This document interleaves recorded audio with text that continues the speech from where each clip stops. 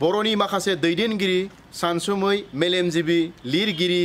बा गुबुन गुबुन बिथिं जेरै हारिमु समाजखान्थि रांखान्थि आबाद बिथिं सोलोंथाइ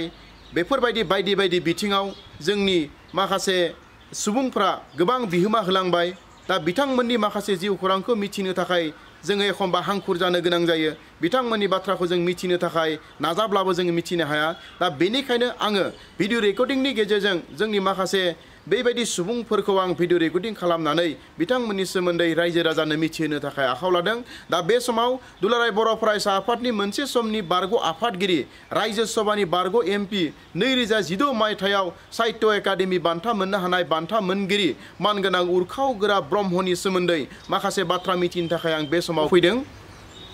बे समाव आङो गिबियावनो सारनि जे जोनोम गामि बे गामिनि सोमोन्दै आं एसे मिथिनो लुबैदों गिबियाव नोंथांमोननो साबायखर जासिग्रोनाय जाबाय न'आव फैनानै आंनि सोमोन्दै मिथिनो नाजानायनि थाखाय आंनि जोनोम गामिया बाथाबारि होनो ओरैनो मौजा हिसाबै सालानि ओंखायनो सालानि बाथाबारि दतमा ओनसोलाव आरो क'क्राझारनिफ्राय सोनाबहा बे गामिया आरो बे मोनसे गोदोसोनाय गामिमोन आं जेला जोनोम जायो आरो दिनैसिमबो एसेबां जौगाखांनोबो आच्छा खोनानो मोन्दों नोंथाङा गामियाव थानानै ओरैनो सरासनस्रायै मोजां मोनो होननानै आथिखालाव नोंथांनि गामिनि सोमोन्दै नोंथाङा माबायदि सानो आंनि गुबै थांखियाथ' आं गामियावनो थानायमोन गोदो फरायनाय समफ्रावबो आं बेखौनो सानोमोन नाथाय गोबां थासारियाव आङो गामियाव थानो हायाखै खारन आं सोमावसारनायनि गेजेरजों फैनाय गोबां थासारिया आंखौ गामियाव थानो होआखिसै नाथाय गामियाव थानायनि मोनसे गोसो बा इच्छा लुबैनाया दाबो दङ नाथाय गामिफोरनि थासारिफ्रा जोबोद गाज्रि जालांनो हमदों खारन जोंनि जौगाखांनाया एसे सोहोर सेन्ट्रिक बा सिटि सेन्ट्रिक आरो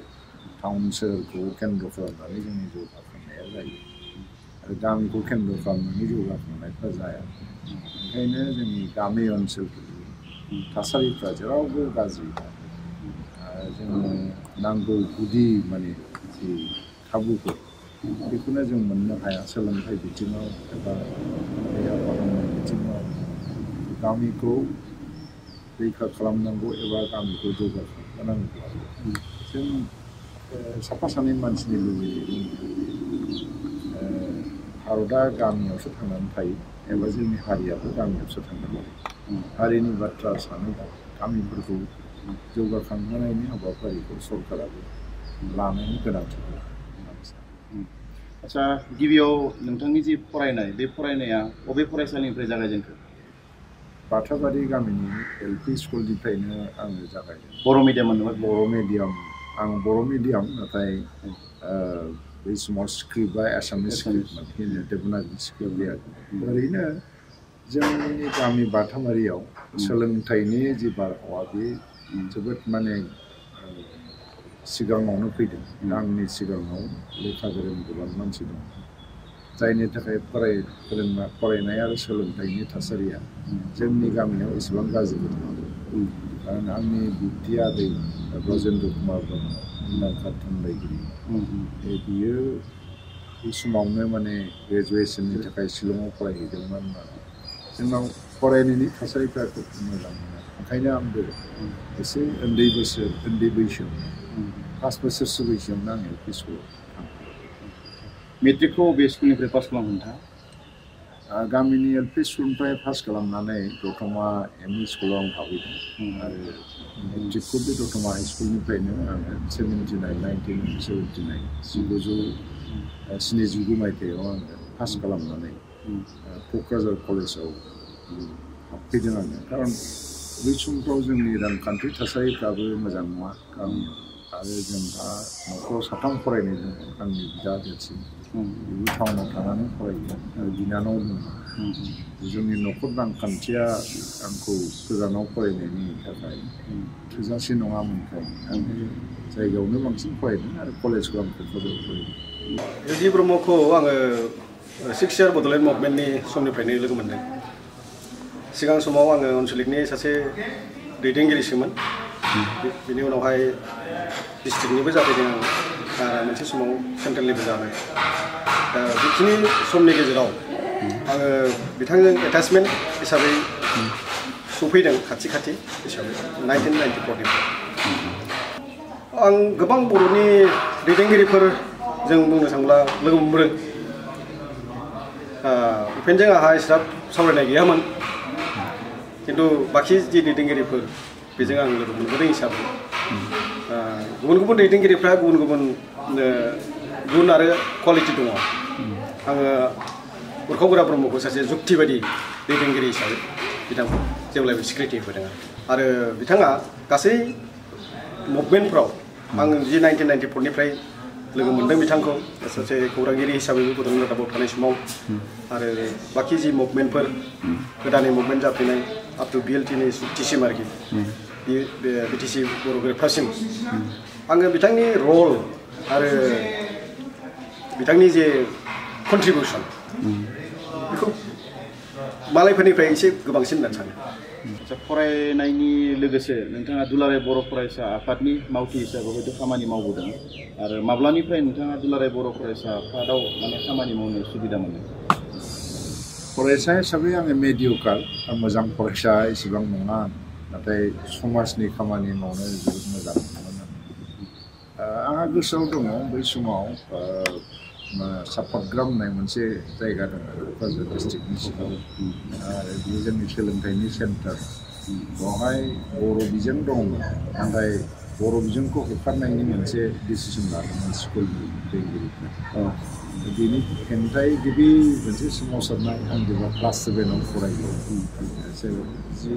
1972 मायथाइ जानांगौ बेवहाय मोनसे धर्ना हाबाफारि जादोंमोन आंनि एबसुआ लादोंमोन बे हाबाफारि एबसुआ लादों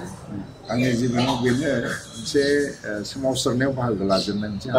टार्निं पइन्ट बायदि आं बे दिनावनो बे हाबाफारियावनो गिबि सोमावसारनायाव बाहागो लादों बेनिफ्राय 79 आव 1978 मायथाइनिफ्राय आनसलिक एबसुआव आं एफा एनै खामानि मावदों बिबान गैयाब्लाबो बे समाव हाइ स्कुलनि फरायसाफ्रानो आनसलिक एबसुफोरनि बिबानगिरि मावथि जायो आरो बेनि उनाव आं दुलाराय बर' फरायसा आफादनि बिबान लाजेननाय होनोब्ला दतमा आनसलिक एबसुनि आं आफादगिरि जादोंमोन 1983 दतमा आनसलिक एबसुनिखौ आं बे समाव डिग्रियाव फरायगासिनो फाइनाल इयारमोन बे समाव आं गिबि दतमा आनसलिक एबसुनि आङो आफादगिरि बेनिफ्रायनो दुलाराय बर' फरायसा आफादाव अफिसियेलि आरो आंनि बिबान लानानै खामानि मावनाया जादों आनसलिक एबसुआव आङो बोसोरनै आफादगिरि जादों 83निफ्राय 95 मायथाइसिम बे समाव दुलाराय बर' फरायसा आफादा बोसोरसेल'मोन टार्मसा नाथाय आङो टार्मस मोननै आफादगिरि जादों बे समावनो बड'फानि दैदेननायाव जे बड'लेण्ड सोमावसारनाय बेनि मोनसे बारहांबायमोन होनजायो बेनि मोनसे थागथियारि जागायजेनबायमोन बे समाव कसुगावआव 1985 मायथाइयाव क'क्राझार जिल्लानि दुलाराय बर' फरायसा आफादनि मोनसे जथुम्मा जादोंमोन बेवहाय गोदान बडि जादों आरो बेवहाय जोंनि बे रुंसारि जालांनाय जोहोलाव सोमब्ला बसुमतारीखौ आफादगिरि आरो आंखौ लोगोनि हाथारि हिसाबै सायख'दोंमोन गाहायनि हाथारि हिसाबै रेवदुवार नार्जारि क'क्राझार जिल्ला थोरफोआव बेनो गिबि आं बिबान लाजेननाय लेङाइनाय हाथारि हिसाबै आं 1985 मायथाइयाव बिबान थिसनजादों आচ্ছা बड'फा उपेन्द्रनाथ ब्रह्मखौ नोंथाङा दुलाराय बर' फरायसा आफादनि जि सोमावसारनाय हाबाफारि बे हाबाफारियाव नोंथाङा माबायदि लोगो मोन्दोंमोन माबायदि थाखोआव लोगो मोन्दोंमोन बै समाव बड'फा उपेन्द्रनाथ ब्रह्मनि जि साननाय बा मावनाय बा आलादा हादोर सोमावसारनायनि सोमोन्दै बिथांनि सान्थौफोरा नोंथांनि नोजोराव माबायदि बड'फाखौ आङो क्लास 9 आव फरायजेननानै लोगोनिफ्राय नाथाय बिथाङा बे समाव एबसुनि गिदिर बिबानाव गैया सासे स्टुडेन्ट हिसाबैनो दङ आरो सम फोरोंगिरिनि हाबा मावफैयो बिनि साननायफ्रा एसे जों बै समाव बुजिनो गोबां बाथ्राफोर बुङामोन नाथाय बेहा मोनसे आङो गोजौ मोनसे सोलोंथाइ लाग्रोन बेनिफ्राय आं जि मावनांगौ मावगोन होननाय बाथ्राखौ बे जोंनि सिगाङावबो बुंबाय थायोमोन बेनिफ्राय आं लोगो नेहाथारि हिसाबैनो 1993 मायथाइसिम थादों BSc एफर्डसिम क'क्राझार डिस्ट्रिक्टआ सोलाय सोल' जायाखै थ' आङो 1986 मायथाइयाव बे जिल्ला दुलाराय बर' फरायसा आफादनि आफादगिरि जायो बेनि उनाव बियो बड'लेण्ड सोमावसारनायखौ जागायनायनि आगोल गासै आसामाव फोसावनांगौ होननानै बियो क'क्राझारनिफ्राय ओंखारजेनदों थ' बे समाव आंनो गिबि सासे मावथि जे बेजों आं सासेल' आं हारसिङैल' बे समाव बेजों आं बेखौ मदद होनो थाखाय आं क'क्राझारनिफ्राय ओंखारलांजेनदों गिबियाव जोङो अदालगुरियाव थांदों आरो दानसे थाहैदों अदालगुरियाव बड'लेण्ड सोमावसारनायनि फोसावनाय बै समाव दुलाराय बर' फरायसा आफादनि गोबां दैदेनगिरि फरेन बसुमतारी उदिराम ब्रह्म बालिराम बर' मार्शेल बसुमतारी बै समाव आफादगिरि जाबायमोन नामा आफादगिरि जाबायमोन आं बेनि एसिस्टेन्ट हिसाबैनो खामानि मावदों आङो थाफानो होननानै जुदिअ जिल्लायाव लोगो नेहाथारि दानसे उदालगुरिखौ केम्पेन मबिलाइज खालामखांनायनि उनाव 92 पइन्ट सार्टार डिमान्ड जे बानायदोंमोन एबसुआव बेखौ उदालगुरियावनो ड्राफ्ट खालामदों टाउनावनो थानानै आरो बासन्ति प्रेस होननाय उदालगुरि प्रेसआवनो बेखौ सेबखांनाय जादों आरो बे 92 पइन्ट सार्टार डिमान्डखौ गिबि 1997 मायथाइयाव बे समनि आसामनि गिबि मन्थ्रि प्रफुल्ल कुमार महन्तनो 1 जानुवारि गोदान बोसोर 1 जानुवारियाव गथायजेननाय जादों बिथांनि साननाया जोबोद गोजौ आरो जोबोद मोजां मोननाय हारिखौ अनसायनाय बिहा दंमोन आरो बर' हारिखौ मोनसे गेदेमा हारि गायसनलांनो होननानै बिहा मोनसे थांखि दङ बियो आमेरिकान वार अफ इन्डिपेन्डेन्सनि जोबोद बाथ्रा बुंबाय थायो चाइना रिभलिउसन बा भियेटनाम रिभलिउसनखौ गोबां बाथ्रा बुङामोन आरो बेनिफ्राय रासियान रिभलिउसननि गोबां बाथ्रा बुङो सेबख'जानाय गादबजानाय मानसिफोरनि बे उदांस्रि बाथ्रा आरो मोनसे आबुं आरो गोगोम हारि दालांनायनि बाथ्राखौ बियो गोजौ नोजोरजोंनो सानो आरो जेरावबो फोसावो नाथाय जिहेतु बे गावनि जिउनि खौरांबो लिरलाङाखिसै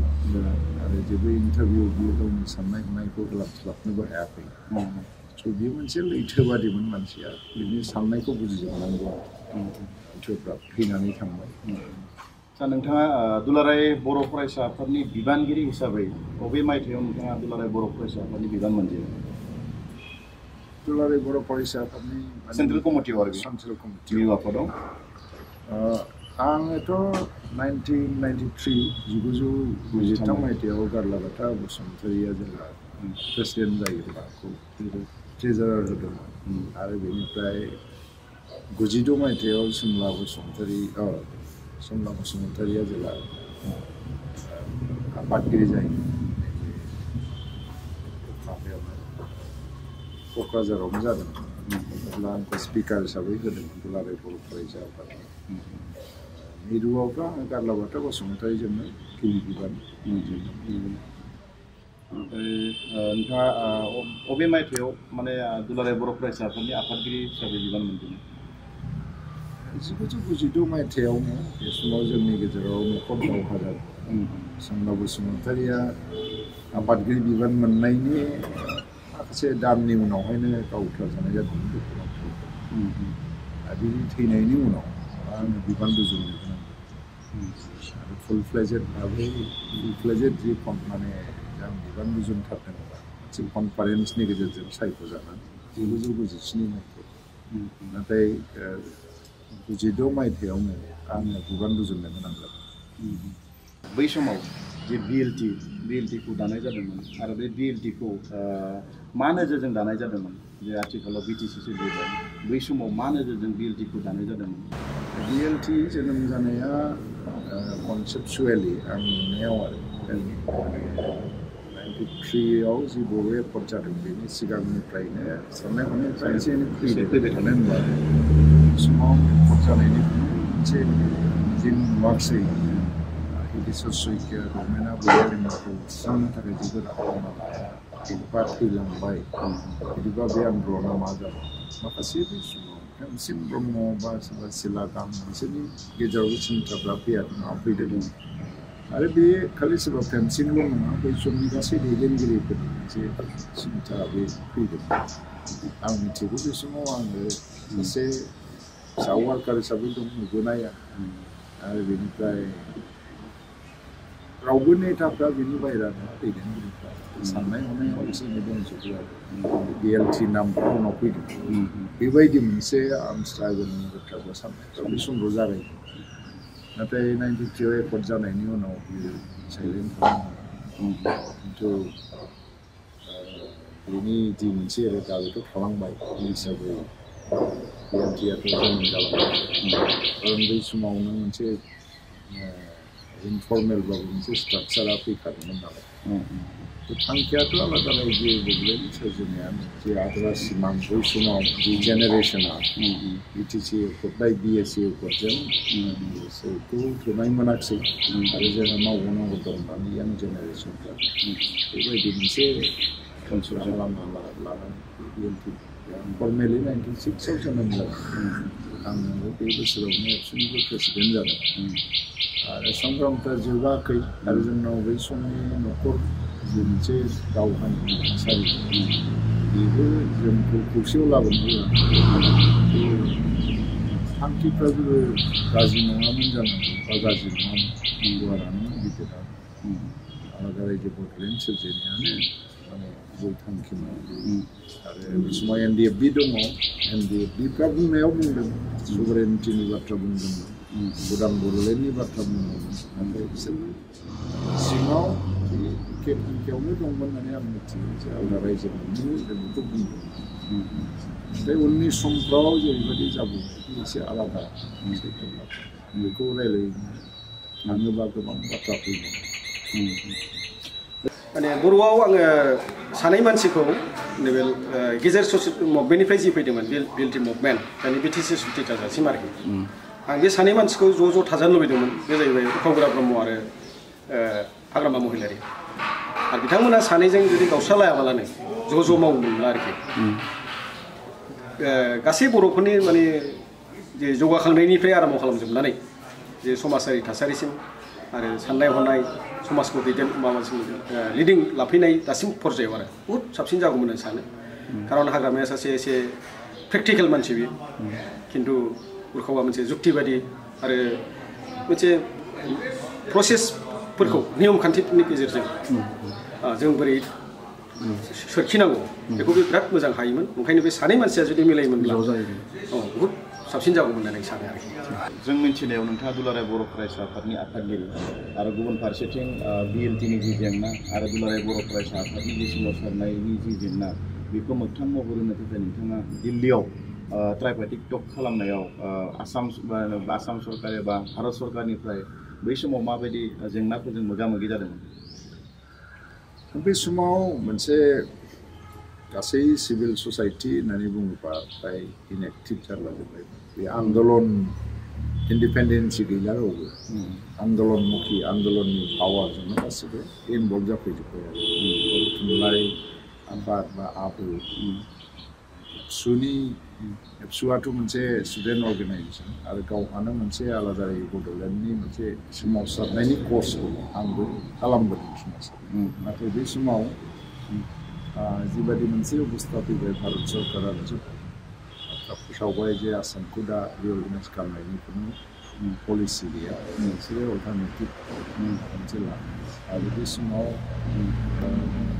1999 मायथाइयाव कारगिल दावहाबो जानाय वेस्टनि समाव BLTआ सिजफायारखौ NDFBआ फैयाखै बे समाव आं मोनसे फिल खालामदोंमोन जोंनि सिभिल ससाइटिनि सानसुमैफोरनिबो बाथ्रा दङ बेवहाय परामर्श लानानै जे NDFB BLT जि मोनसे दावहा बेबो जोंनि हारिनि गेजेराव गोबां दैदेनगिरिफोरा जिउ गारलांबाय माबाय बेखौ फोजोबनांगौबा बे जेंनाखौ मोनसे ना मोनसे मोनसे कनक्लुजनाव लाबोनो गोनां जाबाय BLT-आ जिहेतु रायज्लायनो आवगायबोदों आं बेखौ मदद होनाया गोनां बे हिसाबै आङो आसाम सरकारजोंबो जगाजग खालामदों आरो दिल्लीयाव बे समाव पिटिसनारि दंमोन स्पेसियेल हम सेक्रेटारि बेजोंबो आं रायज्लायदों आरो हम मिनिस्ट्रिनि गोबां एजेन्सिफोर दङ बिसोरजोंबो गोबां रायज्लायदों जेंनायाथ' बेनो जे कनसेप्टनि आंखाल जों सोमावसारग्राफोर मोनसे कनसेप्टनि आंखाल आसाम सरकारा मोनसेबो कनसेप्टआव फैनो नागिरो दिल्लीया मोनसे कनसेप्टआव फैनो नागिरो जोबनायाव दिल्लीया एग्रि जादों जे 6 दिलखौ एक्सटेनसन खालामनानै BSCनि मोनसे एरेन्जमेन्ट खालामो कनसेप्टआ बेवहाय गिबि एग्रि जालायदोंमोनब्ला 6 दिलखौ मोनसे पार्टिकुलार एरियायावसो खालामो आन्दोलनखौ आसामनि गासै बर'फ्रानो खालामो वेस्ट बेंगलाबो सहायदों गासै बर'फ्रा एक्सेप्ट खालामनो हानाय मोनसे पेकेज बानायनांगौबा मा आयदाखौ लाबोनांगौ कनसालटेसनफ्रा आंजोंबो बे समाव जादों BLT नेताफोरजोंबो आं रायज्लायदों BSCआ प्रब्लेमा मा जादों दानि BTC बादियैनो बेखौ फांसन खालामनो हागौमोन खिन्थु हितेश्वर शइकियाया बेवहाय मोनसे कुटनीति खालामनानै इन्टारनेशनेल बर्डार 10 किल'मिटारखौ BSCआव सोआखै दा जायनि थाखाय बाउन्डारियानो सेटेल जायो BSCआ इलेक्सन जानो हाया दा बे इस्युआ मोनसे फैबाय इन्टारनेशनेल बाउन्डारियाबो हाबनांगौ बे समाव गभर्नमेन्ट अफ इन्डिया बुंबाय जे बेखौ सोनायाव जेबो प्रब्लेम गैया खुनु माने इन्टारनेशनेल रुलाबो नोंसोरखौ होबथाया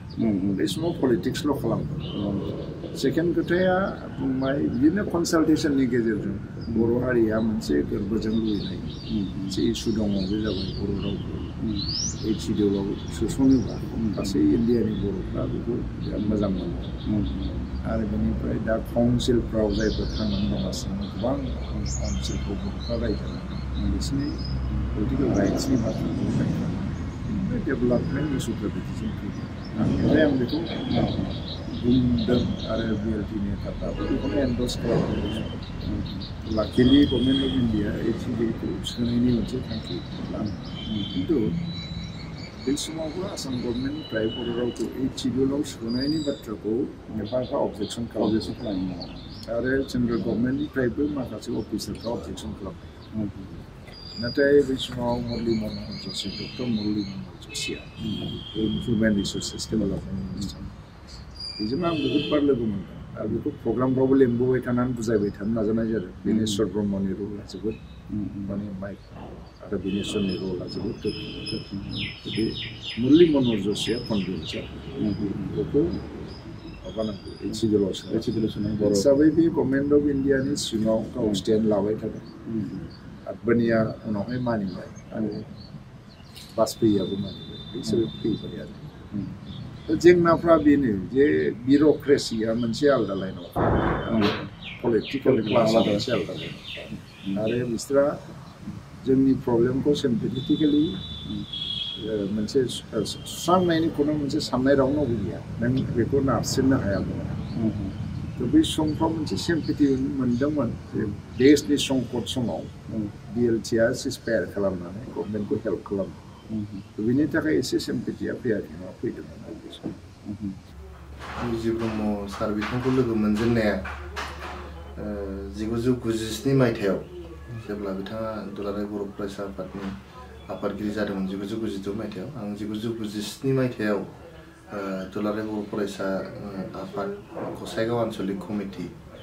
बेयावहाय आं सोद्रोमा हिसाबै हाबा मावजेनदोंमोन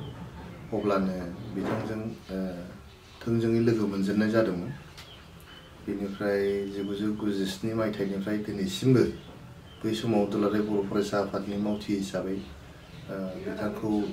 जोबोद खाथिनिफ्राय मोनबोबाय थानाय जाबाय आरो थांनाय 15 बोसोरसो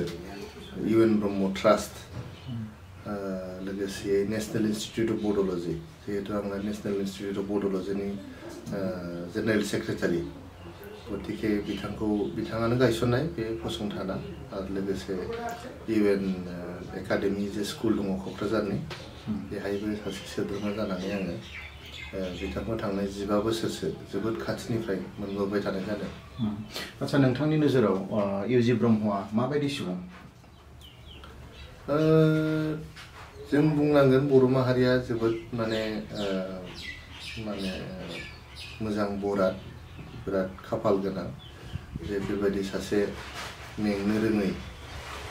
एकदम जेननो रोङै गोथार आरो जेब्लायबो इयुनखौ सानहरग्रा आरो गोजोनखौ हास्थायग्रा सासे सुबुं बर' हारियाव जोनोम जाफैदों। बिथाङा जोबोद लोङा जाया मालाबाबो जों नुफेराखै जोबोद खाथिनिफ्राय थानानैबाबो आरो मालाबाबो गाज्रि खोथा सानफेरनाय जों खोनाफेराखै नुफेराखै सोरखौबा थगायनाय सोरखौबा सिगिनाय सोरखौबा रायनाय जों नुफेराखै। बिथाङा जेब्लायबो बर' माहारिल' नङा बिथाङा सुबुं माहारिनि थाखायनो मोनसे गाहाम सानग्रा सासे सुबुं आरो बिथाङा माने सासे लिरगिरि सासे सानथौगिरि समाज सिबियारि मोनफ्रोमबो बिथिङावनो जेराव आखाइ होयो बिथाङा बेयावनो आखा फाखा आरो जोबोद लेखा फरायग्रा मानसि जेब्लाबो गावखौनो आपडेट खालामनानै लाबाय थायो। बे फालरफोरा बुंनो थाङोबा सासे बिराद इन्सपायरिं मानसि UG सारा। आच्छा बिएलटिआ जि समाव 6 बाराव फैबाय बै समाव नोंथाङा दुलाराय बर' फरायसा आफादनि बिबानाव दंमोन। सिसपायाराव फैनाय समाव आङो आफादगिरि हिसाबै दं। बेनि उनाव नोंथाङा रायजोसभानि आंथ' रायजोसभायाव माबायावसो थांबाय 2002आवसो आं 2001 सिम आफादगिरि बै समाव बरमायाव कनफारेन्स जानानै आङो जुलि मैदानाव रिटायारमेन्ट लादों। बेनिफ्राय आं 2002 आंखौ रायजोसभायाव थिनहरदों। बे समावलागै बर' BTC एकर्डआ जायाखै आरो बेखौ पार्लियामेन्टनि सिङाव गभर्नमेन्टनि सिङाव टेकआप खालामनानै खामानि मावनायनि मानसि नांगौ होननानै आंखौ हरनायाव आं जि हायो नाजादों आङो। बिसेसकै 7 मानसिखौ आं रायखांनांगोन। आं रायजोसभायाव थांनायनि उनाव बिएलटिनि जि माने प्राइम मिनिस्टार वाजपेयीआ बेखौ लोगो हमनायाव आं मालाबाबो जेबो हेंथा माने प्रब्लेम जायाखै। बे प्राइम मिनिस्टारबाबो दिनै प्राइम मिनिस्टार जेरै लोगो आरो आडबाणीखौ आङो जेब्लानो गोसो जेब्लानो लोगो हमनो हादोंमोन आरो मुरली मन'हर जोशी जेब्लानो लेंहरोबा अब्लानो बड'फा उपेन्द्रनाथ ब्रह्म जों बिथाङा जोबोद खाथियाव थाबोबाय थादों होननानै जों मिथियो आरो बिथाङा एखमबा खिन्थायो जे बड'फाया माखासे माने थांखि दंबावोमोन प्लान दंबावोमोन नाथाय बिथाङा अबथिरा जिउ गोमानो गोनां जानायाव बिथाङा गावनि हाबाफारिखौ मावफुंलांजोबनो हायाखै। बेफोरखौ बिथाङा मावफुंजोबनायनि बिराद मोनसे गिदिर मास्टार प्लान बिथाङा दङ। जेरैहाय बिथाङा UN ब्रह्म ट्रास्टखौ बिथाङानो गायसनदों। गायसननानै जोंनि मिरौ जिरौ बर' बिजोंखौ फोथांफिननायनि थाखाय UN एकाडेमि स्कुलखौ बिथाङा क'क्राझारनि बिखायाव गायसननानै बर' मिडियाम फरायनानैबो जे सासे माने बिराद मोजां सोलोंथाइ मोननो हायो बेखौ बिथाङा प्रुभ खालामबाय। बेल' नङा बड'फानि सानस्रि सानथौखौ मुलुग दरबाराव फोसावनो आरो गोजोर खालामनो बिथाङा माने बड'फा UN Brahma सल्जार of humanity award बेखौबो बिथांनि दैदेननायावनो हारसिङै नङा गोबां गावनि लोगोफोरखौ लानानै मावथि लोगोफोरखौ लानानै बेखौ गायसनदों बिथाङा।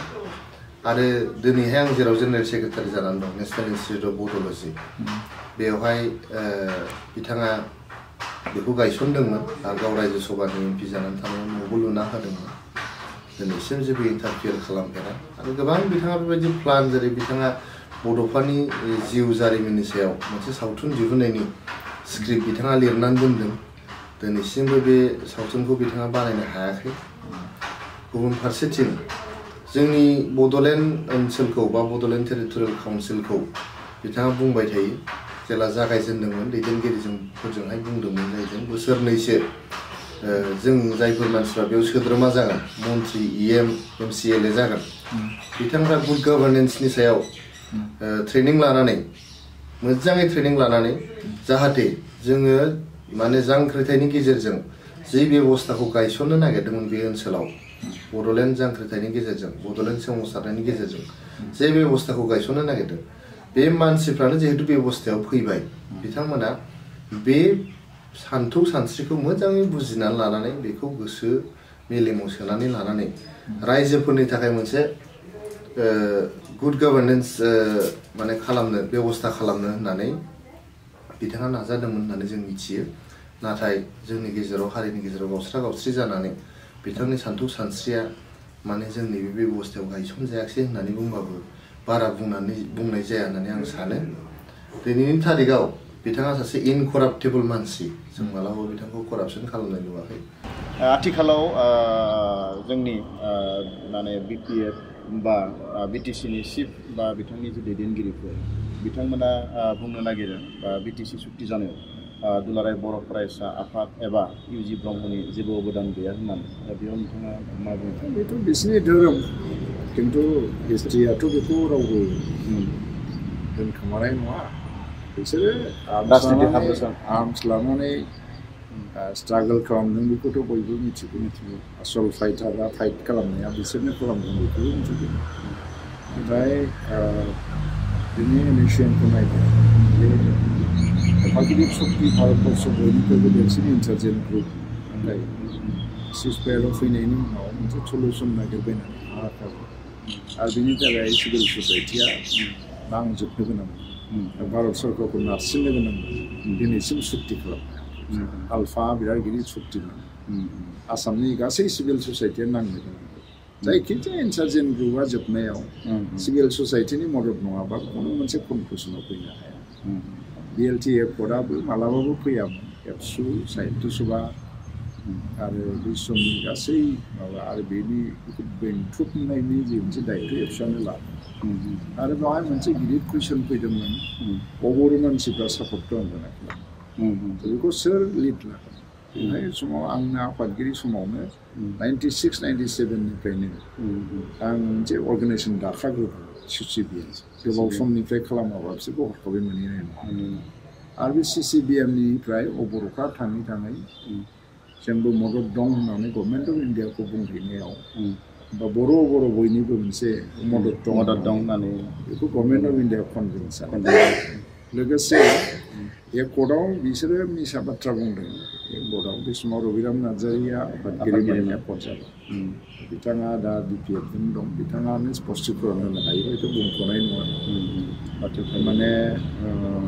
डाइरेक्ट सिगनेटरि जानाय जायैया मोनसे अर्गानाइजेसनजों बिसोर आर्मस लानाय अर्गानाइजेसननि मोनसे सिगनेचार बा सुक्ति खालामनो फैदों आरो जोङो आर्मस लायै मोनसे डेम'क्रेटिक स्टुडेन्ट अर्गानाइजेसन प्लास जेनेबा जोंहा मोनसे बिपिआबो जोबाखै 93आव एकर्ड खालामनायनि उनाव फ्रेश मुभमेन्ट खालामफिननायाव बेबायदि मोनसे प्रश्नफ्रा फैबाय थादों थ' बे बिथिंखौ नायजोबनानै जोङो सापर्ट खालामसै होननानै दुलाराय बर' फरायसा आफादनि राइटिं पेडआवनो बर'नि जेसेबां अर्गानाइजेसन बिसोरनि सिगनेचारखौ लाजोबनाय जादों आरो बे CCBM-खौबो आलादायै सिगनेचार कालेक्टिं खालामनानै गभर्नमेन्ट अफ इन्डियानो गथायनाय जादों आरो फार्स्ट अफ अल जेब्लानाखि 99आव नेग'सियेसना स्टार्ट जायो होमब्लाबोथ' भारत सरकारा प्रश्न खालामदोंमोन बिसोरखौ जे नोंसोर बेसेबां दं बेसेबां 2000नि बारा केडार आरो नोंसोरजोंबा बर' रायजो जायगा दंना गैया जों मानो एकर्ड खालामनो नोंसोरजों होमब्लाबोथ' ना बिसोरो आंखौ दुलाराय बर' फरायसा आफादनि आफादगिरि हिसाबै बुंफैनांदों रायज्लायफैनांदों आरो आङो बर' थुनलाइ आफाद गासैबो जोंखौबो लोगोआव लानानै रायज्लायनानै दिल्लीयाव थांनानै बुंनो गोनां जादों बे जोंनि गासैबो इनिसियेटिभजों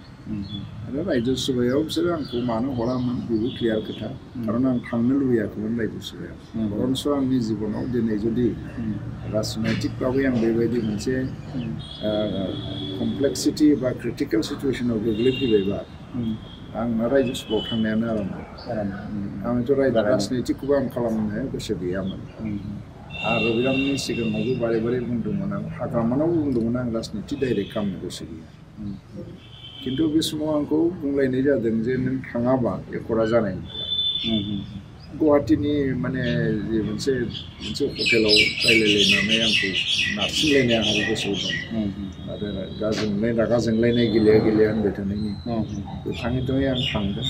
थांनायनि उनाव मा रल लादों बोसोरसेयावनो 90आव एकर्ड जादों बेफोर जारिमिननि गासै सत्यखौ बिसोर जुदि नङा होननो नागिरोबा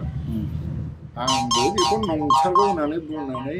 दाबि खालामनो जेबो गोसोबो गैया बरन्स' आंहा बहाय जेबो रल गैया होननानै जुदि बिसोर बुंनो बुथारोब्ला बेखौबो आं रल खालामनांगौ जेबो गैया हिस्ट्रियाथ' बेखौ मालाबाबो मानिनाय आं जेसेबां मिथियो बिथां उरखाव ब्रह्म सारा बुंनो थांबा सासे राजखान्थिगिरि नङा आरो बै समाव जे बिथाङा दुलाराय बर' फरायसा आफादनि आफादगिरि जाखांनानै राज्यो सभानि एमपि जादों होमब्लाबो बिथाङा गाव राज्यो सभानि एमपि जानो गोसो गैथारामोन बेखौ बिराद मोजाङै मिथियो आङो बिथांनि न'निफ्राय दुलाराय बर' फरायसा आफादनि मावथिफोर दैदेनगिरिफोर लोगोसे बै समाव बिएलटिनि दैदेनगिरिफोर ज' जानानै बिथांनि डकुमेन्ट्सफोरखौहाय सार्टिफिकेटफोरखौ लानानै राज्यो सभानि एमपिनि नमिनेसनखौ बिथांखौ जबरदस्ति होहोदोंमोन जिहेतु मोनसे जेंना सुस्रांनांगौ दङ बिएलटिनि आन्दलन दुलाराय बर' फरायसा आफादनि आन्दलनखौ मोनसे लजिकेल कनक्लुजन होनायनि मोनसे बिथाङा बिबान दं होननानै बिथांखौ जबरदस्तियै राज्यो सभायाव दैथायहरदों जों मिथिनायाव दुलाराय बर' फरायसा आफादा बड'लेण्ड सोमावसारनायाव माने आइजोफोरनि जि गोहो बा आइजोफोरखौबो नांगौ दा बेखौ दिन्थिनो थाखाय दुलाराय बर' आइजो अनसाय आफादखौ दादोंमोन खिन्थु आथिखालाव जों नुयो दुलाराय बर' फरायसा आफादजों दुलाराय बर' आइजो अनसाय आफादा गैया दा बेनि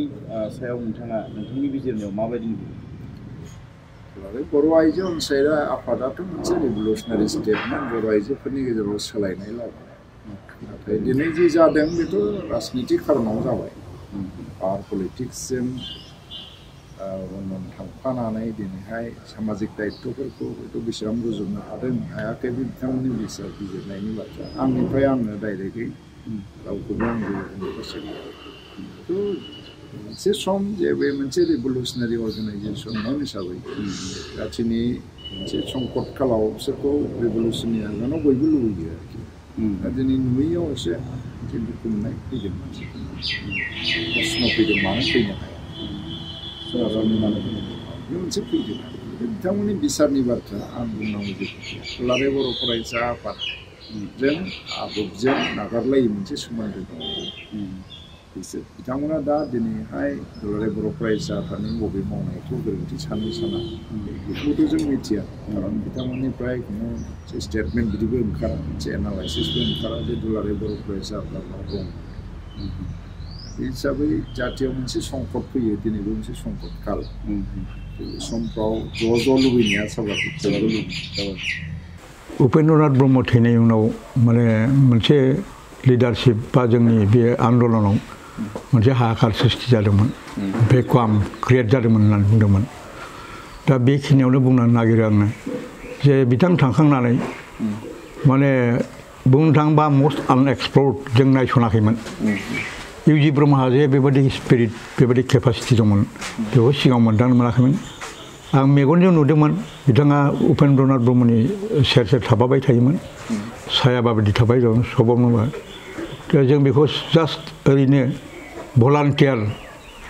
महरैल' जों नुबाय थादोंमोन आरोखि खिन्थु उननि समाव बिथाङा बे बड' माने स्टुडेन्टस इउनियननि जेनेरेल सेक्रेटारिखौ मोनो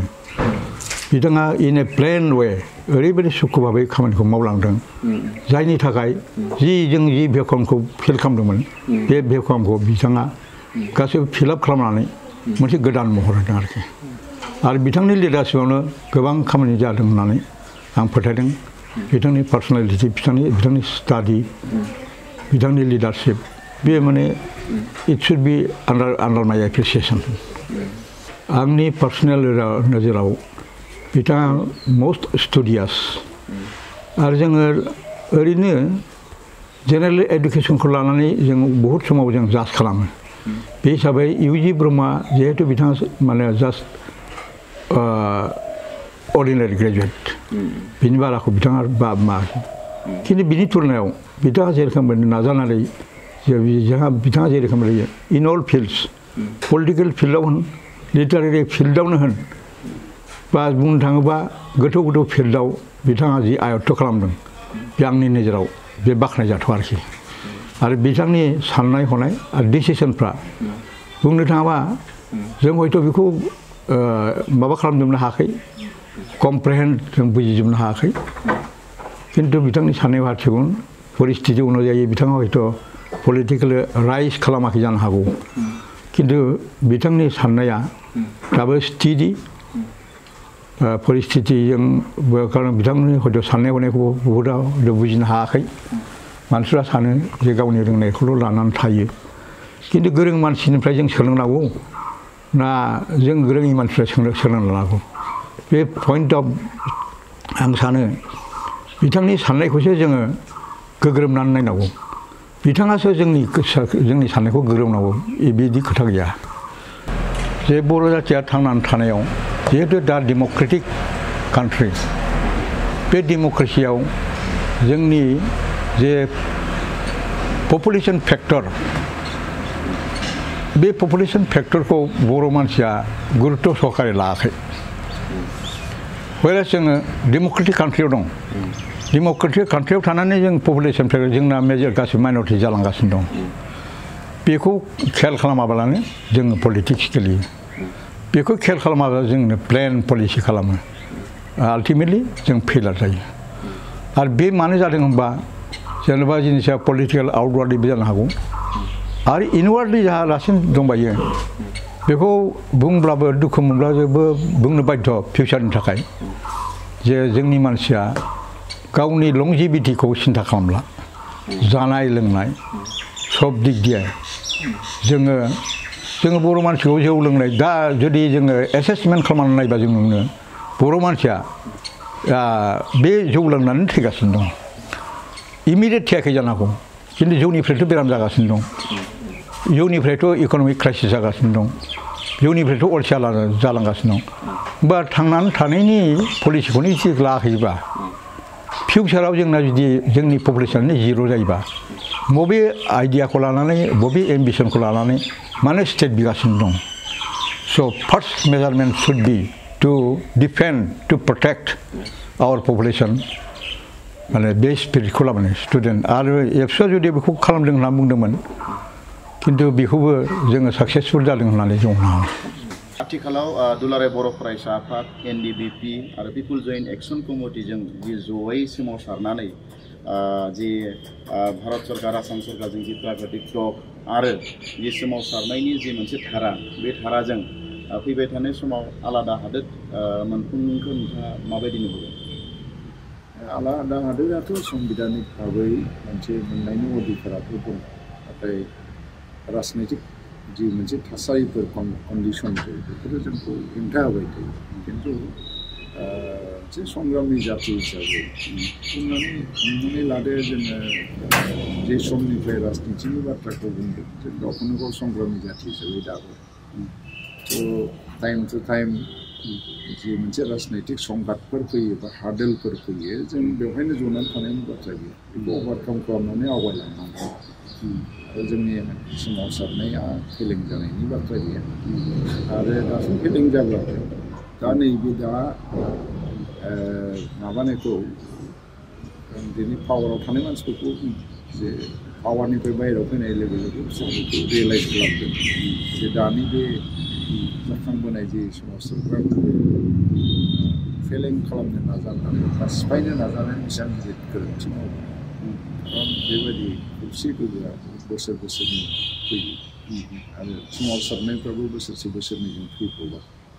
दा मोनसे बिराद गिदिर गल्डेन अपरचुनिटि एबा मोनसे सनानि सुजुग बुंजायो जे बे समाव रुलिं पार्टिफ्राबो गावनि पावार पलिटिक्सखौ जि खालामनांगौ खालामबाय पलिटिक्सआव थानानैबो बे सोमावसारनायखौ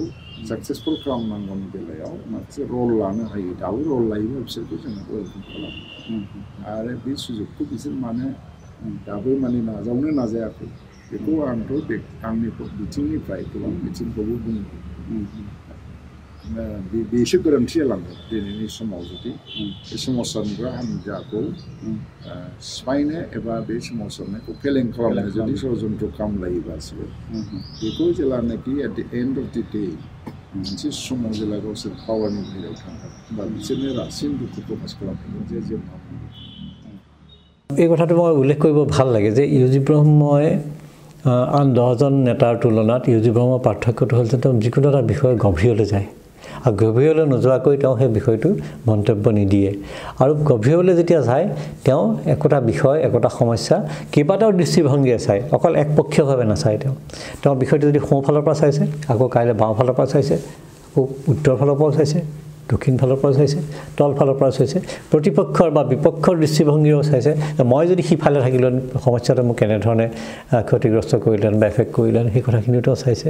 আৰু এই যিটো চোৱাৰ যিটো গুণ সেই চোৱাটো দ্বিতীয়তে অসমখনৰ উত্তৰ পূৰ্বাঞ্চলখন তেওঁ ভ্ৰমণ কৰি যিখিনি অভিজ্ঞতা পাইছে বা চাক্ষুষ অভিজ্ঞতা সৰজমিন অভিজ্ঞতা সেই অভিজ্ঞতাখিনিয়ে তেওঁ নেতৃত্বটোক উপৰুৱা নেতৃত্ব কৰি ৰখা নাই তেওঁক এদিনীয়া নেতা কৰা নাই আজি আছে কাইলৈ এনেকুৱা কৰা নাই তেওঁ স্থায়ী নেতাত পৰিণত হৈছে নেতা বুলি কওঁতে মই এইটো কথা কওঁ নেতা বুলিলে এমএলএ হ'ব লাগিবই বুলি কথা নাই নেতা বুলিলে এমপি হ'ব লাগিব বুলি কথা নাই নেতা হ'লে মন্ত্ৰী হ'ব লাগিব বুলি কথা নাই নেতা হ'লে সাহিত্য সভা বা কোনোবা এটা অনুষ্ঠানৰ সভাপতি হ'ব লাগিব বুলি কথাই নাই প্ৰতিজন মানুহ যিজন মানুহৰ জ্ঞান আছে যিজন মানুহে বিবেচনা বুদ্ধি ভাল যিজন মানুহে সকলো দৃষ্টিকোণৰ পৰা কথাবোৰ চাব পাৰে সেই মানুহজন স্থায়ী নেতা সেই মানুহজনক দল নালাগে সেই মানুহজনক গোষ্ঠী নালাগে সেই মানুহজন সকলো মানুহৰ নেতা UG ব্ৰহ্মত সেই তেনেকুৱা গুণখিনি আছে যিজন মানুহে সকলো ধৰণৰ মানুহক সমানে চুই যাব পাৰে সকলো ধৰণৰ মানুহৰ সমস্যা তেওঁ অনুধাৱন কৰিবলৈ চেষ্টা কৰে আৰু সেই একোটা ঘটনা ঘটিল সেই ঠাইত উপস্থিত হ'ব পাৰে UG ব্ৰহ্মই নাহৰকটীয়া ভ্ৰমণ কৰা দুলীয়াজান ভ্ৰমণ কৰাৰ কোনো যুক্তি নাই কাৰণ তেওঁ ৰাজনীতি কৰি পেলাই ভোট পাবলগীয়া একো নাই নাহৰকটীয়া সমষ্টিত 160টা মানহে চাগে বড়ো ভোট আছে বা দুলীয়াজান সমষ্টিত 212টা মানহে চাগে বড়ো ভোট আছে কিন্তু সেই ঠাইত গৈ তেওঁ সেই ঠাইখনৰ সমস্যা সেই ঠাইখনৰ মানুহ সেই ঠাইখনৰ সম্ভাৱনা সেই ঠাইখনৰ সম্পদ এই গোটেইখিনি তেওঁ চাইছে পৰ্যবেক্ষণ কৰিছে আপুনি আচৰিত হ'ব মানুহে আচৰিত হ'ব শুনিলে কথাটো ডিমা হাছাও জিলাত যেতিয়া ব্যাপক সংঘৰ্ষ হয় তেতিয়া অসমৰ বাকীবোৰ জিলাৰ ভৈয়ামৰ জিলাবিলাকৰ সৰহসংখ্যক ৰাজনৈতিক নেতাই কিন্তু তালৈ যোৱা নাছিল যদি গৈছিল মই যিমান দূৰ জানো যদি গৈছিল তন্নকৈ গাঁওবিলাক ক্ষতিগ্ৰস্ত গাঁওবিলাক শিবিৰত থকা মানুহবিলাক প্ৰশাসনৰ সৈতে অইনবিলাক সমাজৰ মানুহৰ সৈতে যিবিলাক সমাজ ক্ষতিগ্ৰস্ত হোৱা নাই বিতংভাৱে যদি কথা পাতিছে মানুহৰ লগত যদি ভাৱৰ আদান প্ৰদান কৰিছে সেইজন হ'ল UG ব্ৰহ্ম তেওঁ তাত হয়তো এনেকুৱা এটা ভিডিঅ' আছে য'ত তেওঁ আছে মই গৈছোঁ মই লগত গৈছোঁ মই কেইবাবাৰ তেওঁৰ লগত এই ধৰণৰ কিছুমান ভ্ৰমণলৈ গৈছোঁ তেতিয়া দেখিছোঁ যে একোজন নেতাৰ যিখিনি গুণ সেই গুণখিনি কেনেকৈ আহৰণ কৰিলে যে তেওঁ প্ৰেছ ৰিলিজ দিবলৈ অহা বাতৰি কাকতৰ কাৰ্যালয়ত ABSU প্ৰেছ টকা বিতৰণ কৰিবলৈ অহা এজন সদস্যহে আছিল তাৰ পৰা গৈ এই কথাটো কেনেকৈ পালেগৈ এই কথাটো মই তেওঁক এদিন তেওঁ হাঁহি মোক ক'লে সদৌ অসম ছাত্ৰ সন্থাৰ মুখ্য উপদেষ্টা তেওঁ এদিন মোক ক'লে আমি আকৌ ইজনে সিজনক মানে আপুনি মাতোঁ কিন্তু আচলতে সমবয়সী তুমি তোমাকেও মাতিলোঁহেঁতেন কিন্তু আমি ইজনক এনেই ধেমালিকৈ ছাৰ বুলি মাতোঁ তেওঁ ক'লে ছাৰ আপুনি এটা কাম কৰি আছে তলে তলে এই কামটো মোকো অকণমান ভাগ দিব নোৱাৰে নেকি কেনেকুৱা কাম এই আপুনি UG ব্ৰহ্মক ইমান ভাল ভাল কিতাপবিলাক পঢ়িবৰ কাৰণে পৰামৰ্শ দিয়ে মই ভাল কিতাপৰ পৰামৰ্শ মই দিয়া নাই মই পঢ়ি থকা কিতাপখনৰ বিষয়ে পাতোঁতে তেখেতেও কিতাপখন চাই তেনেকুৱা ধৰণৰ মই ভ্ৰমণ কৰোঁতে হাতত এখন কিতাপ লৈ যাওঁ কাৰণ মই এনেই আকাশলৈ বা বাহিৰলৈ চাই কি কৰিম বা চাৰ্কিট হাউচত বহিতো মই গধূলি বহুত মানুহৰ নিচিনাকৈ সেই ধৰণৰ আড্ডা মাৰিব লগা মোৰ নাথাকে গতিকে মই সেইখিনি সময়ত কিতাপ পঢ়োঁ বা কিতাপৰ বিষয়ে আলোচনা কৰোঁ সেই তেনেকুৱা কিতাপৰ সোৱাদটো মই UG ব্ৰহ্মৰ লগত শ্বেয়াৰ কৰিব পাৰিছিলোঁ আৰু সেই শ্বেয়াৰ কৰিব পৰাৰ কাৰণে মই ভাবোঁ যে তেওঁৰ এনেই অধ্যয়নশীল মনটোক মই আৰু অধ্যয়নশীলতাত মই কিছু নতুন ধৰণৰ কিতাপ বিশেষকৈ নেতৃত্ব কেনেকৈ গঢ় ল'ব পাৰে সেই ধৰণৰ কিতাপৰ মই কিছু আভাস দিয়া বুলি মই আজিৰ তাৰিখত মই দাবী কৰা নাই বা ফিতাহী মাৰি কোৱা নাই কথাখিনি মই কথাখিনি প্ৰসংগৰভাৱে ওলাল কাৰণেহে কৈছোঁ आथिखालाव दुलाराय बर' फरायसा आफादनि आफादगिरि मानगोनां प्रमद बर'आ बड'लेण्ड सोमावसारनायखौ दिनै बर' रायजो राजा बा आसामनि बा भारतनि जि मोनसे स्टेजाव बा थाखोआव जि गोहोम खोख्लैहोबाय दा बेवहाय नोंथाङा प्रमद बर'नो माबाफोर साजेसन होयो नामा जे ओरैबायदि सोमावसारनांगोन ओरैबायदि खालामनांगोन ओरैबायदि खालामब्ला जोङो जोंनि जि मोननांगौ मोन्थाय दुलाराय बर' हारिया माने बड'लेण्ड दाबिनाय बे दाबिनाया जाफुंगोन होननानै नोंथाङा माबाफोर एडभाइस बा साजेसन होनो नागिरो दा प्रमद बर'आ दिनै दुलाराय बर' फरायसा आफादनि आफादगिरि हिसाबै हाबा मावगासिनो दं सोमावसारग्रा हान्जानि गेजेरावबो बेनो क'र्डिनेटर हिसाबै मेइन जगाजग मोनसे लाखिलायनानै खौसे गोहोखौ बेरलांबाय थादों बियो मोजां खामानि मावलांगासिनो दङ आरो बिथांनि नाजानायजों गासै भारतबर्षआव बड'लेण्ड जेंनाखौ लानानै दिनै सावरायनाय मानाय जादों जेरै बर'फाया बुहुमावनो मुंदांखा खालामदोंमोन मोनसे समाव सानसुमायाबो खालामदों आरो गावबा गावनि समाव बयबो बिदिनो मावबोदों नाथाय दिनै प्रमद बर'नि दिनाव मोनसे मा जादों अल इन्डिया मोनसे अपिनियन मोनसे जादों बड'लेण्डआबो मोनसे इसु दा बे राजनिति इन्डियानि राजनितियाव आरो आलादा रायजो जानाय बाथ्राया मोनसे पलिटिकेल प्रसेस आन्दलनल'जोंबो जानाय दा बेवहाय हायोबा मोनसे इन्टेलेक्चुयेल प्रसेसखौ जेब्लायबो लांबाय थानांगौ अल इन्डिया लेभेलाव केम्पेइनफोरखौ आरो सोमावसारनायखौ सम नायै सम लांबाय थानांगौ खारन जोंनि थांखिया सोमावसारनायबो आरो जों थांनानै थानांगौ आरो जों माबा मोनहैफिननांगौ ओंखायनो बेखौ एसेबां मोनसे आबेगनि मोनसे सोमावसारनाय हिसाबै लांनायाथ' जों थिग नङा आं बेखौनो बुंबाय थायो जे बे मोनसे आबेगनिल' इसु इमसननिल' इसु रेसनेल आरो इन्टेलेक्चुयेल जि मोनसे प्रसेस बे जोबोद गोनांथार जादों एनडिएफबिनि आफादगिरि रन्जन दैमारि एबा नाब्ला बिथांखौ जे जेलाव जिउ जोबजासिम जि साजा होबाय बे साजा होनाया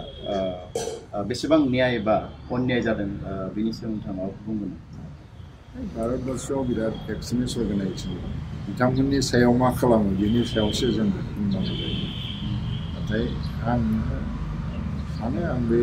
बहुत समाव जयै रायज्लायनाय समखौबो हायोबा बेखौ जोङो मोनसे गोसो सिफायनाय बा गोसो बायहोनाय मोनसे आयदा हिसाबै लायालासिनो पार्ट अफ रेगुलेसन हिसाबै पार्ट अफ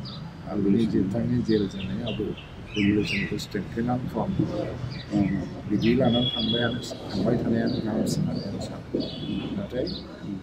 लोगोसेयैनो जों सिभिल ससाइटियानो जा एबा बिथांनि लोगोफ्रानो जा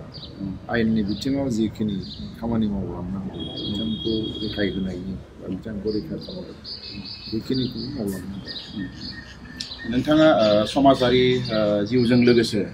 समाजखौ सिबिनायजों लोगोसे बा नोंथाङा राजखान्थि हान्जायाव दङब्लाबो नोंथाङा लिरनायावबो जिहेतु आखाइ दङ दा 2016 मायथाइयाव उदांनिफ्राय फैफिननानै होननानै जे खन्थाइ बिजाबाव नोंथाङा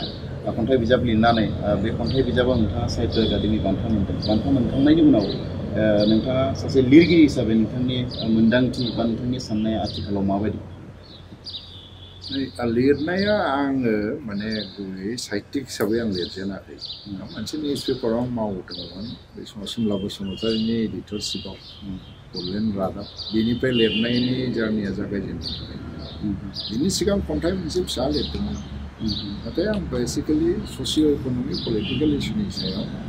एनालाइसिस बा क्रिटिसिजमखौ बांसिन लिरो बे समाव राइटार जानोनो आं गोसो जादोंमोन सांबादिक जाथारनोबो गोसो जादोंमोन ओंखायनो बै समनि लिरनायफ्रा गोबाङानो हयथ'बा आंना एसे क्रिटिक टाइपआव बा क्रिटिसिजम आं दुलाराय बर' फरायसाफोरनि आफादगिरि जागोन दैदेनगिरि जागोन बे सिमाङावबो फैयाखै फैयै फैयै नुबाय माखासे सुंद' सल'बो लिरबाय नाथाय जेला आङो बै बर'नि पलिटिक्सआ गावस्रालायो 2005नि उनावहाय दा जेसेबां दंबाय थायो आं बिराद मोनसे गोसो बायगोन स' थैथां जायफोरनि थाखाय जिबनखौ दान खालामबोबाय जिबननि गल्डेन टाइम बा बेस्ट टाइमखौ आं बानायो बिसोरबो एसेबां बिदि बिट्रि खालामनो हायो माने 2005नि खोथा BPPF गावस्रालायनाय ABSU रायलायनाय बिसोरबो एसेबां बेबायदि गाघात होनो हायो आं बेखौ साननोबो हायाखै गोसो बायस्रा जोबनानै आङो मोनसे खन्थाइगिरि आबदायाव थांबाय थाबाय आं बेवहाय मोनसे रिक्रिएसन खालामो स्टिका होननाय खन्थाइगिरि आबदायाव आं बेवहाय थाङै थाङै खन्थाइ सृष्टि खन्थाइनि सोरजि नाथाय बे खन्थाइया मोजां जादोंना जायाखै आं मिथिया दा बेवहाय माखासे मानसिया बुंबाय जे नोंखौ बिजाब लाखायो खन्थाइया मोजां जादोंसो बेथ' मोनसे ओरैनो थांनानै फरायहैनायल'सो दिहुनबाय खन्थाइखौ सायख'लायनानै बे खन्थाइयाबो एवार्ड मोनो आंखौ साननोबो हायाखै आं मिथियानो बोरै 2014आव बोरै एवार्ड मोनो सोमोनांदों नाथाय आं दाबो खन्थाइगिरि दा खन्थाइखौ आं लिरबाय थानो हायाखै नाथाय जोंनाव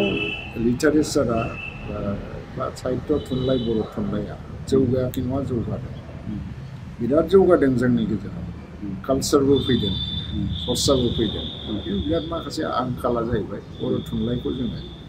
गासै भारतआवनो मोनसे सर्सा खालामजानाय थुनलाइ जों खालामनो हायाखै ट्रेन्सलेसन वार्कआ जोबोद आंखाल प्लास मोनसेया जाबाय जोंनि थुनलाइ सोरजिफ्रा बे टिमफ्रा एसे जों गावनि हारिखौ लानानै बांसिन खालामखाय एसे इउनिभार्सेल कनसेप्टफ्रा बाराद्राय हाबैखाय जों गुबुन रावाव ट्रेन्सलेट खालामबाबो बेखौ गुबुन हारिफ्रा बेसेबां इन्टारेस्ट मोनाबो जोंहा दा लिटारेचारखौ बियन्ड द लाइन लांनांगौ राजनितिनि बाहेरायाव लांनांगौ इउनिभार्सेलिजम लेंगुवेजआ मा नों बर' बेनो जथेस्थ' बर' बिटिया बे हिसाबै जोंनि बर' थुनलाइयाव जि मोनसे प्रग्रेसिभ लिटारेचारनि जि दावगानाय बियो फैदोंब्लाबो बारा सेटिसफेक्टरि नङा जादों प्लास जि फिलसफिकेल जि मोनसे आस्पेक्ट थायो आरोखि दर्शन भित्तिक जि फिलसफि थुनलाइजों माखासे फिलसफि एक्सप्रेस खालामो बे जोबोद आंखाल जायखिजाया बर' थुनलाइया जोबोद माने गोजों गुन आरो गासिबो फेल जाब्लाबो बर' थुनलाइया फेल जाबाय आथिखालाव जों नुदों बर' गामिफ्राव बर' लाइमोनफोरनि जि थासारि बे थासारिया जोबोद गाज्रि दिनै जों नुदों जोंनि जि समाजारि माखासे बिथिंफोर बे बिथिंफ्राबो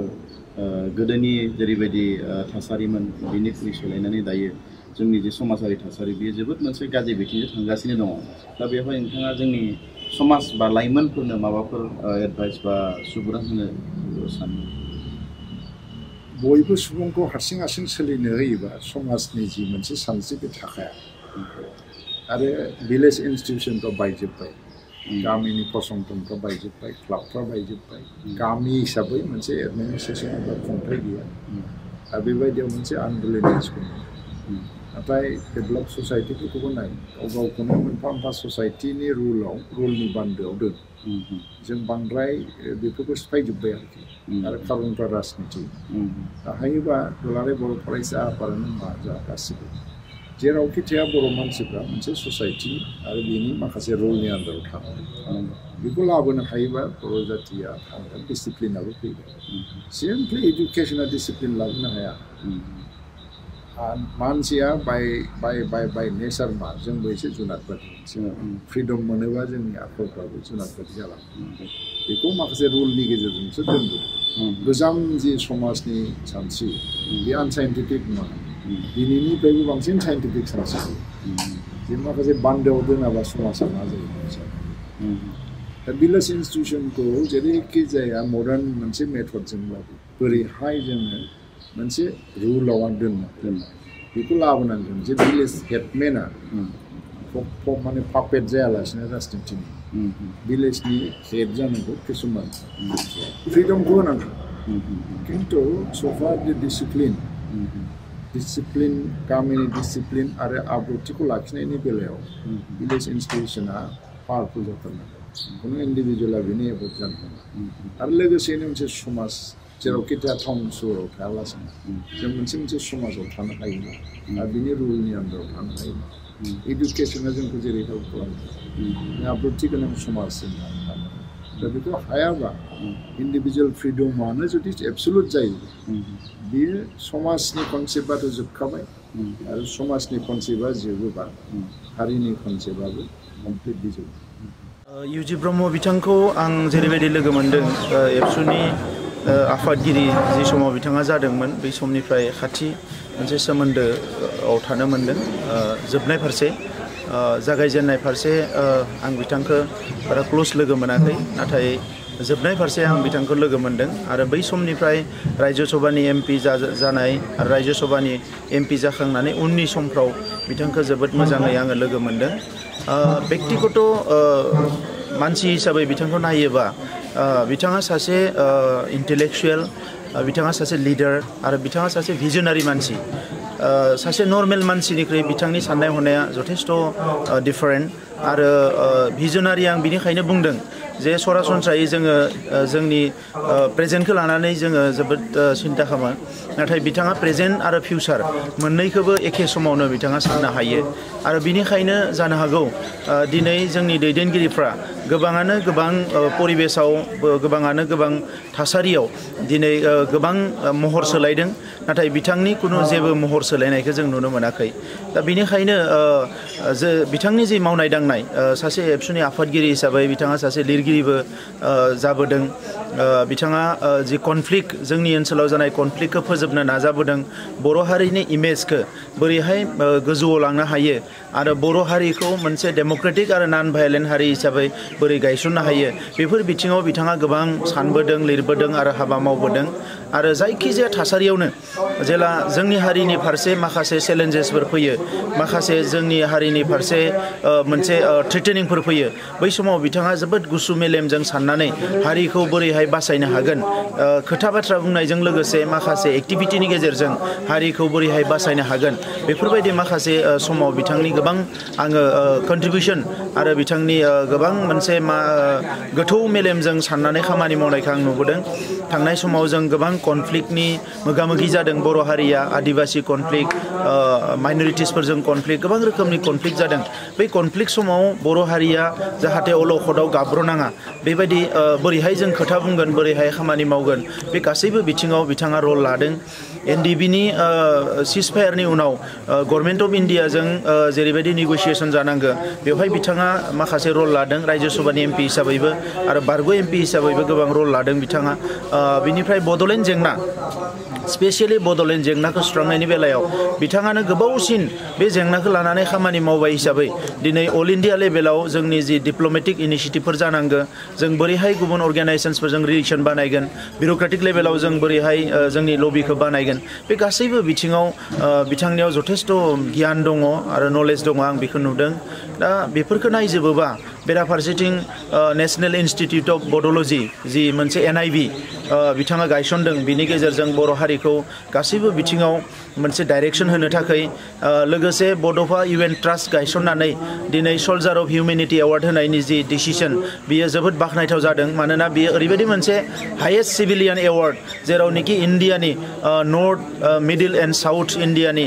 आरो नर्थ इस्ट इन्डियानि गोबां इन्टेलेक्सुयेलफोरखौ बान्था होनानै दिनै बड'फानि मुङाव बड' रिभलिउसननि मुङाव बर'फोरनि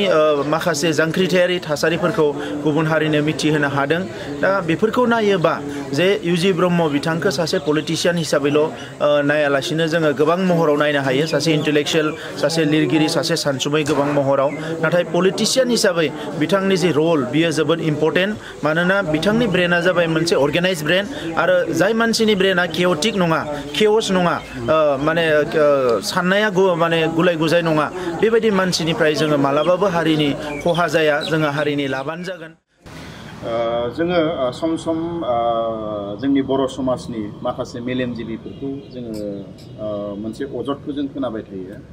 बिथांमोननि सायाव जे बर' हारिनि माखासे खैफोदनि समाव बा बर' हारिनि माखासे जेंनानि समाव साफा सानै मेलेमजिबिनि अनगायै गोबां मेलेमजिबि बा जोंनि सानसुमै बिथांमोना बे जेंनाफ्राव हाबसोमनानै बा बे जेंनाफोरनि सायाव बाथ्रा बुङाबासिनो सिरि सिरि थायो दा बै समाव नोंथांमोन बायदि दैदेनगिरिया मा फिलिंस खालामो वर्ल्ड वाइड नाय माने रासियान रिभलिउसन बा आमेरिकान रिभलिउसन चाइनिज रिभलिउसन गासिबो नाय इन्टेलेक्सुयेलफोरनि रला गोबां नङाबा जेराव इन्टेलेक्सुयेल केरेक्टारफ्रा बेनो आरो हु आर द इन्टेलेक्सुयेल्स बेखौ रावबो डिफाइनबो खालामनो हाया जोंनि एक्टिभिस्टफ्रा आन्दलनाव जायफोर खामानि मावो बिसोरखौ जोङो इन्टेलेक्सुयेल नङालासिनो आन्दलननि बाहेरायाव थानानै थानाय लेखा गोरोंफोरखौ जों इन्टेलेक्सुयेल होननानै सानो आरोखि बे रं कनसेप्ट अलरेडि इन्टेलेक्सुयेल्सफ्रा मेजरिटि इन्टेलेक्सुयेल्सफ्रानो नोंजों दंखायो खारन नोंजों जायफोर मावदों बिसोरबो लेस इन्टेलेक्सुयेल नङा खिन्थु बाहेरायाव थाबोनाय मानसिफोरनि गेजेराव ओरैबायदि माखासे माने माबा थायो माने एक्सट्राअर्डिनारि इन्टेलेक्सुयेल पावार थायो बे एक्सट्राअर्डिनारि इन्टेलेक्सुयेल केपासिटि थानाय मानसिया मालाबाबो ससियेल रेसपन्सिबिलिटिनिफ्राय बारग'नो हाया बियो मालाबाबो बारनांबो थाङा बा गारनांबो थाङा बिदिखौ आइडेन्टिफाइ खालामनानै सायख'नानै बिथांमोन बादिखौ जोङो मानिनो सोलोंनांगोन आरो खामानि मावनो सुबिदा आदारवाइज बियो जोङो इन्टेलेक्सुयेलनि नामाव बयखौबो जेनेरेलाइज खालामजोबोबा अफिसार प्रफेसार लेखा गोरों गासिखौबो जों इन्टेलेक्सुयेल मर्यादा होनानै बिसोरनिफ्राय आसा खालामोबा जों जेबो पार्टिकुलार साफा सानै मानसियासो जोंनि माबा मोनसे order at the same time नों बेखौबो दासान जे नोंजों आन्दलनाव थाबायफानाय मानसिफ्राबो लेस इन्टेलेक्चुवेल बिसोरबो मर इन्टेलेक्चुवेल बे इन्टेलेक्चुवेल कनसेप्टआ ओरैनोबाबो वर्ल्ड वाइड बिदिनो बेखौ लानानै भाषा जानो गोसो गैया जास्ट मोनसे आपिला बे थायो जे जेनेरेलि जायफोर इन्टेलेक्चुवेलफोर टाइम थायोबा एसे सम होलायनांगौ बर' मिडियामखौ लानानै जोबोद मोनसे बिबाद सोलिदों डिबेट सोलिदों बेजों जानाय नङा मोनसे आसा गोमादों निराशाबादि जादों बे बाथ्राफ्रा सावरायजानाय बाथ्रा वर्ल्ड वाइड कमन जेनेरेल फेनोमेन आरो जों मिडियामखौ मानो लाबोआमोन बेखौ जुदि गोसोखांनांगोन आरो जों हारि दानोसो लाबोदों दा सोरबा बुंनाय बादि बेखौ फोजोबलायनाय मिडियामखौ फोजोबलायनानै माने इंलिस मिडियाम फारसे लांनाय मानाय बेबायदि आइडियाफ्रा माने बेक आइडिया गैया जोङो बेसेबां पार्सेन्ट बर'आ बर' मिडियाम फरायो बे गिदिर बाथ्रा